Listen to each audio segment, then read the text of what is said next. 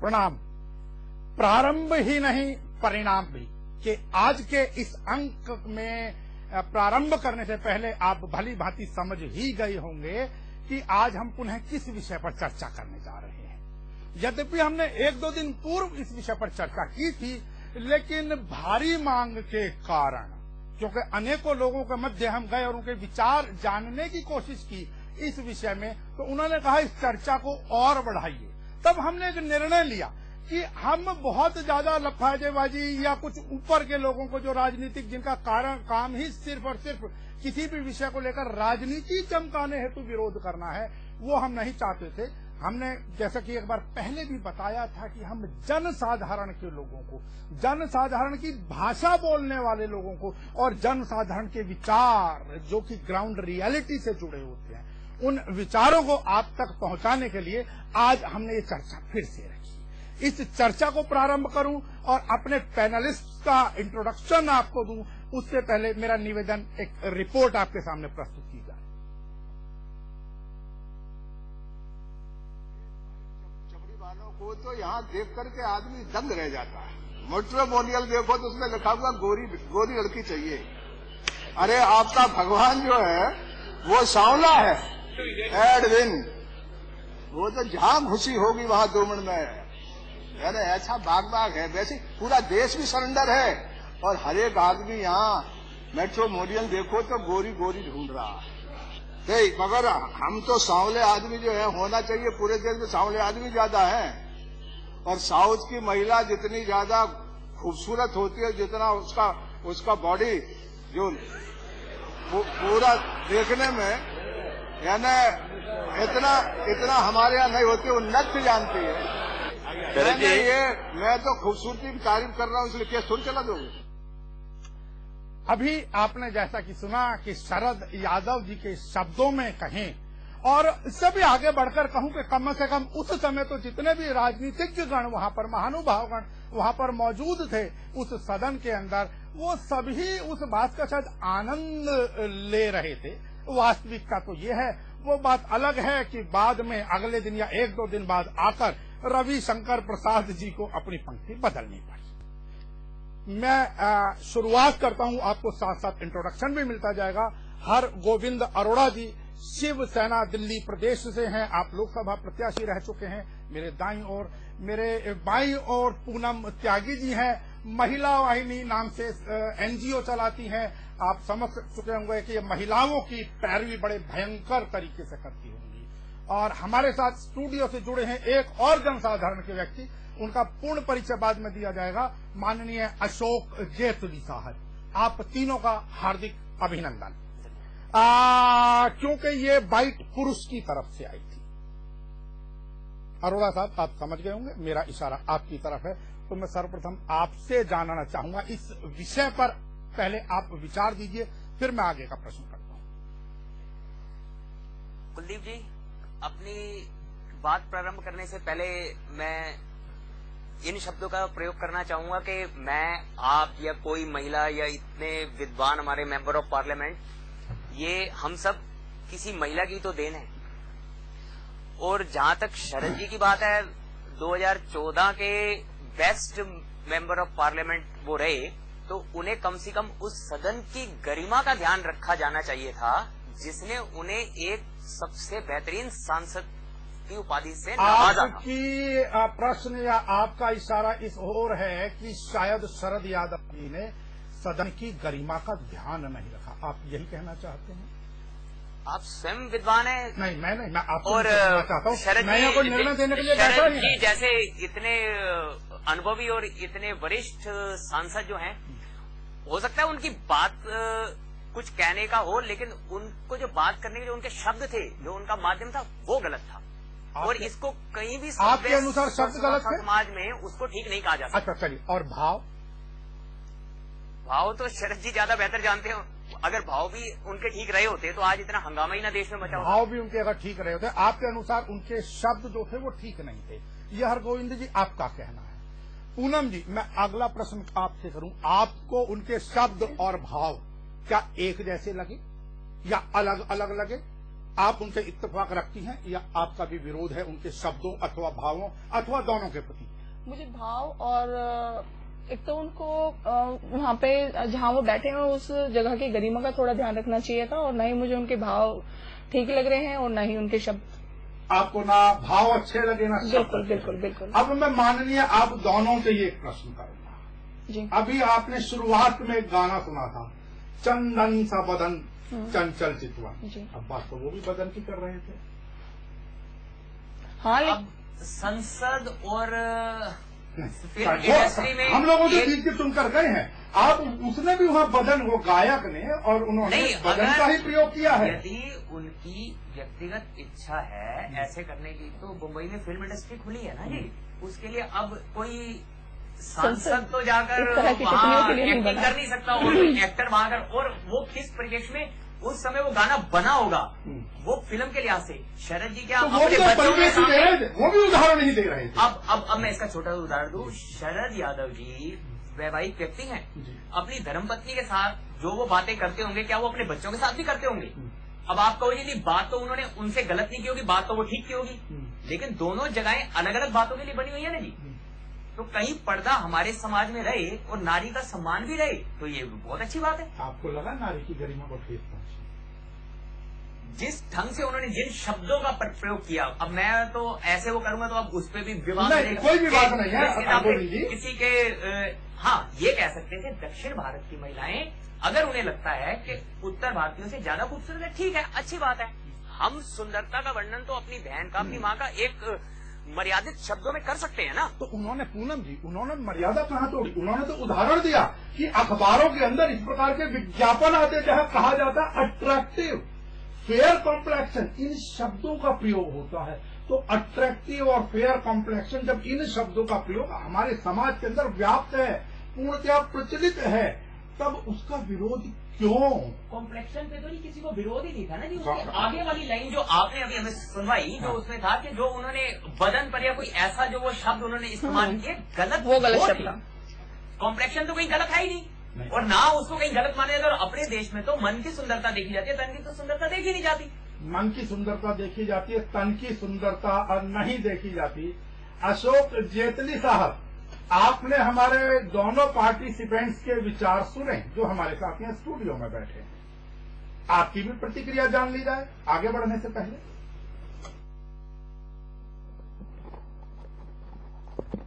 मेरी आवाज आ रही है जेटली साहब आपको? हेलो, जाइए जी। जेटली साहब, आपकी प्रतिक्रिया? मेरी आवाज आ रही है आपको? जी हाँ, बिल्कुल आ रही है, बोलिए। देखिए, मैं अपनी दो महानुभावों से, एक मिस्टर अरोड़ा जी है और दूसरी वो एक हमारी सम्मानित लेडी बैठी हुई है, मैं उन दोनों से एक चीज पूछना चाहता हूँ कि क्या संसद के अंदर में सेंस ऑफ ह्यूमर से बात करना कोई गुनाह है? जी, सेंस ऑफ ह्यूमर की जो है एक लिमिट है, उस लिमिट के अंदर में आपने देखा जी, आपने उस लिमिट में आपने देखा कि जो बातें शरद यादव जी ने कही, 10 पार्लियामेंटेरियन भी इनको कहा जाता है जी, और उसके बाद अगर सेंस ऑफ ह्यूमर में उन्होंने ये बात कही है जी, तो मुझे नहीं लगता कि कोई उन्होंने ऐसी कोई बात कर दी जो बर्दाश्त नहीं हो सकती जी।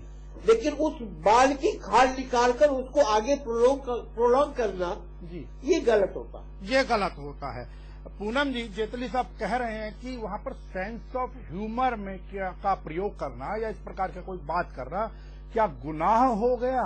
संसद में बैठकर सेंस ऑफ ह्यूमर तो कहीं पर भी, और अगर ऐसा नहीं होता, मैं भी थोड़ा सा शायद इत्तेफाक रख रहा हूं, मेरी ये राय नहीं है, लेकिन मैं जेटली जी की बात को आगे बढ़ाते हुए इसलिए कहना चाह रहा हूं क्योंकि उस समय जितना भी पूरा प्रकरण हुआ है, उस समय रविशंकर प्रसाद जी समेत समस्त जो महानुभाव गण थे वो उसका आनंद और लुत्फ उठाते हुए नजर आए। पूनम जी, मुझे लगता है ये संसद में इस तरह की बातें नहीं करनी चाहिए। उनकी एक वहां पे आप ठीक है, सेंस ऑफ ह्यूमर की हम लोग बात करते हैं, लेकिन मुझे नहीं लगता कि किसी की बॉडी को लेके आपको वहाँ पे कोई कमेंटबाजी करनी चाहिए। मेरा ऐसा मानना है। भाषा के बारे में जिक्र करूंगा जी। सेंसर उम्र का जहाँ तक आदरणीय जेटली जी बड़े अनुभवी और वरिष्ठ व्यक्ति हैं, इनसे पूछना चाहूंगा कि देश की जनता का भी सेंसर उम्र इतना गया गुजरा नहीं है कि वो उनकी बात को न समझ सके। और ऐसे आप इस आड़ में उनको छुपाना, या तो आप फिर वो परिभाषित कर दीजिए उनके सेंसर उम्र को। जी जेटली साहब जवाब दीजिए। मैं अपने मित्र से कहना चाहता हूँ जी कि सेंस ऑफ ह्यूमर की परिभाषा क्या है ये पहले मुझे बताएं। नहीं जी, मैं तो और आपसे क्या जानना चाहता हूं, आप जो इतने चीज विद्वान आपने व्यक्ति हैं, मुझे मैंने तो कहा इन है, शब्दों का प्रयोग ही नहीं किया। मैं तो केवल सिर्फ आपकी बात को बड़ा करते हुए सर मैं आपको एक छोटा सा एग्जाम्पल देता हूँ। जनता का भी गया गुजरा नहीं है सर मैं एक छोटा सा एग्जाम्पल देता हाँ, हूँ हाँ, हाँ। कि एक मोमबत्ती पड़ी हुई है, साथ में माचिस की तीली भी पड़ी हुई है। जब तक हम माचिस की तीली को जलाकर मोमबत्ती तक नहीं ले जाएंगे, मोमबत्ती नहीं जलेगी। इससे क्या अर्थ निकाला जाए जेटली साहब, क्या कहना चाह रहे हैं आप इस बात मतलब को? यही है कि अगर उस बात को वहीं खत्म किया जाता, जी अगर उसको सेंस ऑफ ह्यूमर में लिया जाता और उसकी चर्चा को आगे नहीं बढ़ाया जाता जी। तो शायद ये ऐसा कोई बात होती भी ना। आपकी नजरों में ये बात को लेकिन ये बात करके नहीं जेटली साहब, वो सांसद महोदय को आप इसमें माचिस बता रहे हैं या मोमबत्ती बता रहे हैं? आप खुद समझ लें कि मैंने किसको मोमबत्ती नहीं कहा, ना किसको महाराज, माचिस कहा। हमें अब आप अगर उन्हें माचिस अब आप उन्हें माचिस बता रहे हैं तो सेंस ऑफ ह्यूमर का विस्तार करते हुए उस माचिस से रोशनी भी हो सकती है और उस माचिस से आग भी लगाई जा सकती है। देखिए, तो मैंने इसलिए मोमबत्ती का सवाल किया, कहीं किसी कूड़े के ढेर की सवाल नहीं मैंने रखा कि जिसमें माचिस लगा के आग लगाई जाए।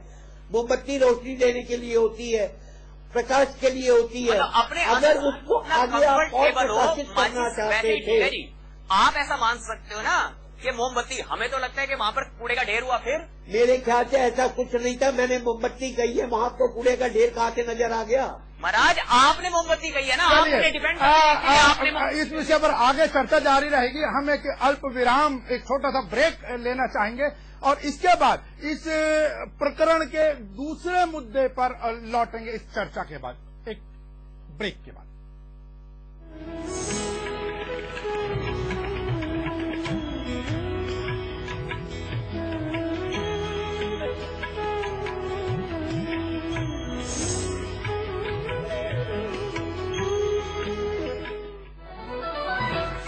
Watch your favorite A to Z news channel just a click away. Log on to www.a2znewschannel.com.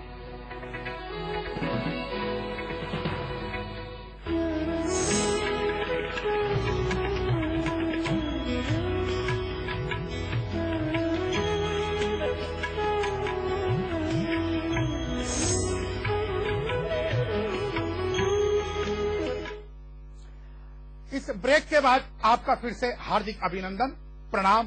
प्रारंभ ही नहीं परिणाम भी। ये जो विवाद जिसका प्रारंभ हुआ था, इसका अंत कहाँ होगा, कब जाकर होगा, ये बाद में पूछेंगे। फिलहाल पूनम जी कुछ कहना चाह रही थी इस विषय पर। पूनम जी आप बोलिए। मैं यही बोलना चाह रही हूँ कि थोड़ा जिस जगह वो बैठे हुए हैं वहाँ पे इस तरह के शब्दों का उपयोग उचित नहीं है। बाकी पूनम जी मुझे ये बताइए, अभी उन्होंने कहा sense of humour, sense of humour का अगर वहां पर कोई प्रयोग हुआ, पहली चीज तो सेंस ऑफ ह्यूमर आपकी नजरों में था या नहीं, और नहीं था तो क्या उस बात को रोका जा सकता था या था तब भी? हाँ, रोका जा सकता था। जैसे बाकी लोग वहाँ पे बड़ा मतलब इंटरेस्ट ले रहे थे, उनकी बात पे लोगों ने जैसे रिएक्ट किया, हंसे थे थोड़ा बहुत, जैसे मैंने इसमें देखा, तो वो सब ठीक नहीं था। उस चीज को वहाँ पे बंद किया जा सकता था, मतलब वो ठीक नहीं थी जगह। अच्छा अरोड़ा साहब, मैं एक चीज आपसे भी पूछूंगा आगे की चर्चा से पहले कि ये विषय उस दिन हुआ जब भी हुआ, उसके 2 दिन ये वैसी चर्चा में रही, ये उसके बाद तीसरे दिन आकर जब इस मुद्दे को उठाया गया है और रविशंकर प्रसाद जी ने शायद इस मुद्दे को शुरू किया, क्या ये मुद्दा दबाया जा सकता था आपकी नजर? सेंस ऑफ ह्यूमर अगर ठीक रहता और मुद्दा दबाया जा सकता था तो मेरी जानकारी के अनुसार उसे उस संसद की कार्रवाई से उन शब्दों को हटाया नहीं जाता। जी, क्या मैं ठीक हूँ? उन वाक्यों को हटाया गया जी। अगर उन्हें हटाया गया तो कहीं ना कहीं मर्यादा का उल्लंघन हुआ था, इसीलिए उन्हें हटाया गया। तो लेकिन अब वो तो अपनी बात पर अड़े हैं शरद यादव जी। अड़े, डेमोक्रेसी है, अच्छी बात है, अड़े, कोई उनको मना तो करता नहीं, अड़े। अब अगर कल को मैं किसी को गाली देता हूँ और माफी नहीं मांगता और मैं अपनी बात पर अड़ता हूँ तो आप मेरे को जबरदस्ती तो कर नहीं सकते। ये तो सार्वजनिक जीवन में रह के बहुत सी चीजों को स्वयं उन्हें देखना है, और मेरी तो जितनी उम्र नहीं है उतने वर्षों से तो वो सार्वजनिक जीवन में है। आपकी नजरों में ये विवाद कहाँ जाकर और किस मोड़ पर थमेगा? महिलाओं का सम्मान तो शरद यादव जी भी करते ही होंगे, उनकी अपनी बेटी है, उनकी अपनी, और सारे अगर कहीं उन्हें लगता है भूल से कोई एक दो शब्दों में या कई शब्दों के प्रयोग में गलती होगी तो केवल एक माफी मांग लेने से इतना बड़ा व्यक्ति छोटा नहीं होगा, ये उनका बड़प्पन ही जाहिर करेगा। नहीं, लेकिन वो ये कह रहे हैं कि अगर किसी की भावनाओं को ठेस लगता है इन बातों से तो माफी मांग लेने में कोई व्यक्ति छोटा नहीं होगा। मैं समझ चाहूंगा, अगर भावनाओं को ठेस लगती तो मायावती उनका साथ न देती। मायावती साथ थी, मायावती ने तो कहा इस प्रकरण को आगे बढ़ाना बेकार है। पूनम जी वो भी महिला है, मायावती भी महिला है। अगर इस मुद्दे को उठाया कहीं जाकर तो स्मृति ईरानी ने उठाया। अब दोनों सांसद हैं, दोनों जनता की प्रतिनिधि हैं, दोनों ही महिलाओं के अधिकारों के लिए लड़ती रही हैं। अब उसमें व्यक्तिगत रूप से किनको ठीक लगा और किनको नहीं लगा, अब इसमें देखिए, इसका मतलब अगर किसी को ठीक लगा तो कहीं तो गुंजाइश है। अधिकतर लोगों को अगर ठीक नहीं लगा तो उसमें माफी मांग लेने में कहीं कोई बुराई नहीं है। बुराई नहीं। महिलाओं का सम्मान करना। चलिए पूनम जी, मैं अगले विषय की ओर बढ़ता हूँ, इससे थोड़ा सा आगे बढ़ने की कोशिश करता। इस प्रकार की जो भाषाएं हैं, अमूनन एक शब्द पीछे भी आया था जो इन्होंने स्वर्गीय मधु दंडवते जी की पत्नी के संदर्भ में कहा था। इस प्रकार की चीजें कहीं रही है, लेकिन कुछ चीजें कई बार परंपरागत सी हो जाती हैं जो हमारे सार्वजनिक जीवन में, अगर कम से कम हम पिछले 3-4 साल पीछे से वापसी के जीवन की तरफ चले जाएं, 30, 35, 40, 50 साल में जो आम भाषा का प्रयोग रहा, लेकिन अगर वो कहीं किसी के मुंह से निकल जाता है तो उन बातों को लेकर हा हुल्ला कम से कम कैमरा में तो बहुत ज्यादा मचा दिया जाता है। ऐसा क्यों? लोग जागरूक हो रहे हैं, उनको लग रहा है कि क्या चीज गलत है, उनको कुछ गलत लगता है तो उसका विरोध करते हैं। और बाकियों को गलत नहीं लगता, कुछ को ही गलत लगता है। नहीं, बहुत लोग करते हैं, कुछ लोग नहीं करते, बहुत लोग करते हैं विरोध। ऐसी बात नहीं है कि कुछ ही लोग विरोध करते हैं, बहुत लोग विरोध करते हैं। जी, जहाँ तक कैमरे का प्रश्न रहा जी, संसद भवन की उससे लाइव टेलीकास्ट हो रहा था राज्यसभा से। मैं अपने मित्रों के साथ कैंटीन पे बैठा होता हूँ या किसी पार्टी में होता हूँ या कहीं पर, तो मैं हो सकता है कई बार साधारण तौर पर हम छोटी मोटी कई गालियों का प्रयोग करते हैं। अगर वैसी अपनी इस भाषा में मैं अभी आपके कैमरे के सामने उसका उपयोग करता हूँ तो कल आपको तो आएगा नोटिस। तो कहीं ना कहीं किसी चीज हम कम से कम, मैं आपका नहीं तो कैमरे का तो लिहाज कर रहा हूँ, तो उन्हें पूरी संसद का नहीं तो संसद में लगे हुए कैमरों का तो लिहाज करना चाहिए था। आपकी पार्टी ने किया? पार्टी के सांसद उस टाइम वहां मौजूद रहे या नहीं रहे ये मुझे नहीं मालूम, उस समय पे राज्यसभा में थे या नहीं थे, और अगर हो तो हमारी पार्टी तो सदैव महिलाओं का सम्मान अब तो ये करती चर्चा रही है। और अगर कोई भी गलत बात, अरोड़ा साहब, अब तो ये चर्चा का विषय हो गया है। ना आपकी पार्टी ने विरोध किया, ना आपके किसी महिला संगठन ने विरोध किया। पार्टी के नाते क्यों? मैं पार्टी के नाते ही तो यहाँ आकर उनके गलत शब्दों का विरोध कर रहा हूँ। और जहाँ तक बात रही हमारी पार्टी, तो कोई भी गलत अगर कहीं बात होगी संसद के अंदर भी और संसद के बाहर भी हम समय समय पर उसका विरोध करते रहे हैं। चलिए आपसे ही प्रश्न करूंगा। आजकल एक गाना बड़ा पॉपुलर है, सोनम कपूर के ऊपर फिल्म आया हुआ, जिसके बम में है दम, क्या कहेंगे? मैंने सुना नहीं वो गाना कभी। सोनम अरोड़ा का खूबसूरत फिल्म आई है अभी, बहुत भयंकर, उसमें सिर्फ हिंदी को इंग्लिश में ट्रांसलेट कर दिया गया। चलिए मैं अगले गाने की बात करता हूँ। मैं तो पटने को हूँ तैयार, पटा ले मुझे मिस कॉल से। सेंसर बोर्ड किस लिए बना हुआ है? अगर कहीं कोई गलत बात है तो उसके ऊपर उन्हें प्रतिबंध लगाना चाहिए। और आजकल तो ये सेंसर ने तो पास कर दिया सर, सेंसर ने तो पास कर दिया। कहाँ गए आप लोग विरोध करने? पास ही क्यों करता है सेंसर बोर्ड? सेंसर बोर्ड ने कर दिया। अभी पीछे कुछ सेंसर के आप लोगों के संगठन कहाँ है? आजकल तो सेंसर बोर्ड भी चर्चा में है अपने कई गलत निर्णयों के कारण। कुछ टाइम पहले करण जौहर, रणवीर सिंह, इन सभी लोगों ने क्या मतलब सारी, अगर ऐसी तो कंपनी ही बंद कर देनी चाहिए और इन लोगों पे स्ट्रिक्टली मेरे ख्याल से एक्शन लेना चाहिए। पूनम जी बिल्कुल स्ट्रिक्ट एक्शन लेना चाहिए, लेकिन एक्शन लिवाने वाले भी तो हो। हिंदुस्तान में भ्रष्टाचार अपने चरम पर था, लेकिन उसका विरोध करने के लिए अन्ना हजारे लोग आए। आज कोई बात होती है, महिला संगठन अनेकों जगहों पर जाकर पुरुषों को दोष देने के लिए किसी और चीज के लिए खड़े हो जाते हैं। मैं ये नहीं कह रहा कि वो गलत करते हैं, लेकिन इस विषय पर क्यों नहीं? लेकिन कहीं ना कहीं हम लोग थोड़े बहुत इन सब चीजों के लिए जिम्मेदार हैं, तभी घटनाएं। चलिए मैं इस विषय पर एक प्रतिक्रिया अशोक जेटली साहब से लेना चाहूंगा। अशोक जेटली जी, आपका विचार इस संदर्भ में, इस प्रकार के गानों पर।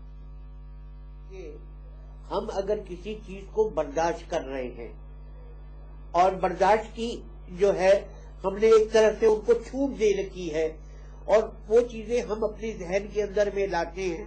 अब जैसे अभी मैं थोड़ा सा बैक जाना चाहता हूँ कि कई बार होता है कि लाइव टेलीकास्ट के अंदर में इस जबान से वो शब्द नहीं निकल पाता जो मैं शब्द को इस्तेमाल करना चाहता था जी। तो मुझे जो जल्दबाजी में शब्द मिला वो मैंने प्रयोग कर दिया जी। और वो वही आज दुखदाई हो रहा है जी। अगर कोई थोड़ा सा मैं उसमें थोड़ी सी स्टडी करके आता जी और मैं अपने शब्दों का चयन बढ़िया करता तो शायद ये विवाद का विषय ही ना होता। जी।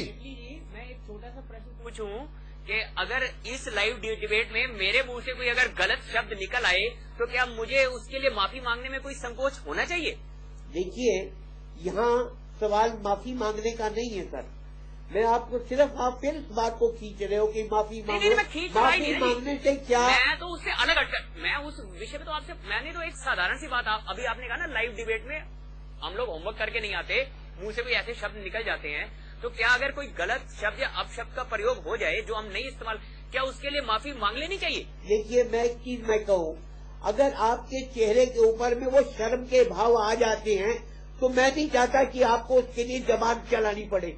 अगर मुझे पता चल रहा है कि आपको ग्लानि हो रही है, आपको उन शब्दों को यूज करने में आप अपने आप को सोच रहे हो कि मेरे से गलत हो गया, वो चेहरे पे परिलक्षित हो जाता है। वो हमने देखा है शरद यादव जी के मतलब आपको जेटली साहब ये लगता है कि उनको शर्म महसूस हो रही है? यस, उनके चेहरे से लगता है। अगर आप चलिए ठीक है, इन्होंने उत्तर अपने आप ठीक है। अच्छा, एक विषय और जो इसमें मुद्दा ज्यादा आगे बढ़ा, स्मृति ईरानी को लेकर। हाँ, स्मृति ईरानी के संदर्भ में भी कुछ शब्द आए और एक नया बखेड़ा खड़ा हो गया। देखिए, अब क्यों स्मृति ईरानी जी ने ये शब्द के इस्तेमाल किए, सीनियर मोस्ट पर्सन के सामने वो बोल रही हैं, तो वो अपनी आप को ज्यादा विद्वत सिद्ध करना चाहती हैं। जी।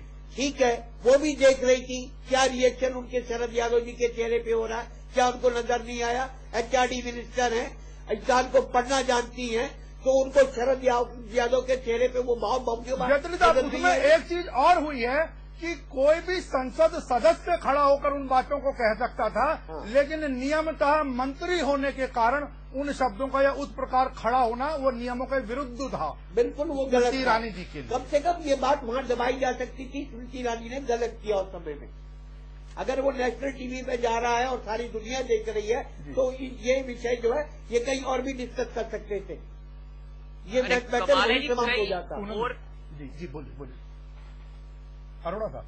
नहीं, कई और, अब आप एक बात बताएं, एक बेइज्जती तो नेशनल टीवी अगर लाइव हो रहा है वो करोड़ों लोगों में कर दी गई और माफी आप बंद कमरे में मांग लो। अरे बंद कमरे की बात नहीं कह रहा। आपका ये ना, ये बात कहीं और की जा सकती थी, कुछ और हो सकता था। तो मैं रबड़ की तरह बात को आपकी उसी बात का जवाब दे रहा हूँ ना मैं। एक छोटे से रबड़ को हम लंबा खींचने की कोशिश कर रहे हैं, ये क्यों नहीं समझ रहे आप? तो मतलब इसको कह देने की जरूरत मैं इस विषय पर आगे, ठीक है, सीधी सी बात यह है कि ना वो हटने को तैयार है पीछे और वो अपनी बात पर अड़िग हैं शरद यादव जी। लेकिन इस प्रकार के देखिए कुछ भड़काने वाली चीजें भी होती हैं, बाद में दोष देना आसान है, लेकिन हम शायद उसकी जड़ में जाने की कोशिश नहीं करते। हम जनता के मध्य गए और जनता ने अनेकों जो आज के समय में समस्याएं आ रही हैं बहुत ज्यादा, उनके विषय में हमसे चर्चा करनी और कहा कि इस प्रकार के एपिसोड आगे बढ़ाए जाएं। लेकिन इस प्रकार के जो गाने आ रहे हैं जो उकसाते हैं व्यक्ति को, अगर नहीं उकसाए तो इसका मतलब वो व्यक्ति इमोशनल नहीं है, ऐसे लोगों का कहना है। लेकिन इस प्रकार के गाने, घटिया शब्दों का, क्योंकि व्यक्ति उन्हीं शब्दों को बोलता है जो बराबर वो सुनता रहता है, उन पर प्रतिबंध, उन पर रोक कैसा लगेगा थोड़ा सा? आमतौर पर लड़का लड़की, मैं एक छोटा सा उदाहरण दूं, आमतौर पर एक लड़का लड़की से प्यार करता है, जब वो उसके फादर साहब से मिलने जाता है तो वो उस टाइम तो उन्हें अंकल ही बोलता है ना, वो उन्हें ये कहता है, अंकल आपकी बेटी मेरे को अच्छी लगती है, मैं इससे शादी करना चाहता हूँ। वो ऐसे नहीं बोलता आपकी बेटी का बॉडी फिगर मेरे को बड़ा अच्छा लगता है इसीलिए मैं उससे शादी करना चाहता हूँ। अब जेटली साहब, क्या मैं यहाँ गलत हूँ? मैं आपके जवाब से पहले, जेटली साहब आप जवाब दें, मैं एक चर्चा और करना चाहूंगा। मैं रात एक इंटरव्यू सुन रहा था और बड़े नॉन पर्सन हैं वो टेलीविजन की दुनिया के, वो कह रहे थे, शरद यादव जी का इंटरव्यू कर रहे थे और उसमें वो बोल रहे थे कि जी आपको शायद मालूम नहीं है, अगर लड़का लड़की की इजाजत लिए बिना, उसकी मंशा के बिना उसका पीछा करता है तो ये स्टॉकिंग है, फलाना केस है, ढिकना केस है। अब ऐसे ऐसे भी लोग हैं जो बड़े पॉपुलर हैं, उनसे पूछिए कि क्या कोई लड़की आज भी हमारे समाज में ये कहेगी कि भैया तू मेरा पीछा कर? ऐसे ऐसे भी लोग। अब आप अरोड़ा साहब की बात का जवाब दीजिए। बात तो आपने कही, एक शालीनता नाम की एक चीज होती है, और शालीन आदमी जो है वो अपने दिमाग से परिपक्वता के साथ में उन शब्दों का इस्तेमाल करता है कि कहीं उसे शर्मिंदगी ना हो, ना उसको कहीं गिल्टी फील हो। फील का मतलब फील ओनली, मैं दिल में भी अगर उसको फील करता हूँ तो ऐसा मौका नहीं आना चाहिए। दिल में गिल्टी फील कर ली, जबान से नहीं हम कर रहे, लेकिन दिल में मुझे गिलानी है, तो क्या तकलीफ है? क्या इसका निवारण नहीं हो गया कि जो उन्होंने उसको गिल्टी को फील कर लिया? अब लोग दिल में तो बतेरों को गाली दे रहे होते हैं, जब उनकी जबान पे आती है नहीं, यहाँ पे तो दिल के अंदर तो कोई दिक्कत वाली बात नहीं। और जहाँ तक मैंने आपको अपना उदाहरण दिया था लड़का लड़की का, तो उसके दिल में उसके बारे में वो बात होती है, लेकिन वो अपनी जबान पे नहीं लाता, उसके फादर के सामने मर्यादा का उल्लंघन होता है। पूछना चाहूंगा, चलिए वो जो भी शब्द उन्होंने कहे, अब हालांकि वो अपनी बात पर अडिग हैं बेशक, लेकिन आपको, अब हम अपने दिल की बात कर लेते हैं, आपकी नजरों में उन्होंने जानबूझकर कहे या अनजाने में निकल रहे होंगे मुंह से? ये तो उनका भाव था, वही ज्यादा बढ़िया इस पे प्रतिक्रिया दे सकते हैं, वही जवाब दे सकते हैं जी। अगर मैं उनके मन की जानता तो फिर तो मैं ईश्वर ही होता ना जी, मैं इंसान थोड़ी होता। ठीक है। पूनम जी, आपसे आखिरी प्रतिक्रिया, आप महिलाओं से क्या कहना चाहती हैं, या भविष्य में अगर इसी प्रकार की कोई दिक्कत होती है, गाने आते हैं, इस प्रकार के भोंडे शब्द आते हैं, आप विरोध किस प्रकार करेंगे, करेंगे या नहीं करेंगे? हम बिल्कुल विरोध करेंगे। और समाज को क्या संदेश देना चाहते हैं अंत में आप? कोई भी आपके आसपास इस तरह की कोई भी घटना होती है, कोई टिप्पणी करता है, पब्लिकली कम से कम ना करें। घर परिवार में क्या होता है, मतलब आप छोटे लोगों को छेड़ेंगे, जो ऊपर से हम पर थोपा जा रहा है, हमारे कल्चर पर जो चीजें थोपी जा रही जानबूझकर, उनका कहीं ना कहीं हम अभिव्यक्ति की आजादी के नाम पर उनका कहीं विरोध प्रॉपरली नहीं कर पाते। और पार्लियामेंट में अंतर होना चाहिए जी, गानों में और पार्लियामेंट की मर्यादा में अंतर होना चाहिए जी, ठीक है, अंतर होना चाहिए। फिर भी हालांकि उनके शरद यादव जी के शब्दों से मुझे लगता है कि हमारे कोई भी व्यक्ति इत्तेफाक नहीं रखता है, लेकिन बावजूद उनके सभी पैनलिस्ट का शायद लगभग ये मानना है कि हो सकता है उनके जबान से फिसली हो। अगर उनके जबान से कोई गलत शब्द निकल भी गए हैं तो उन्हें आगे बढ़कर अपना बड़प्पन दिखाकर माफी मांग लेनी चाहिए, ऐसे सभी ने भाव प्रकट किए। इससे उनका राजनीति में कद बढ़ेगा। आज अपने आए समस्त मेहमानों का यही धन्यवाद व्यक्त करते हुए आपको फिर अगली चर्चा में मिलेंगे। प्रणाम।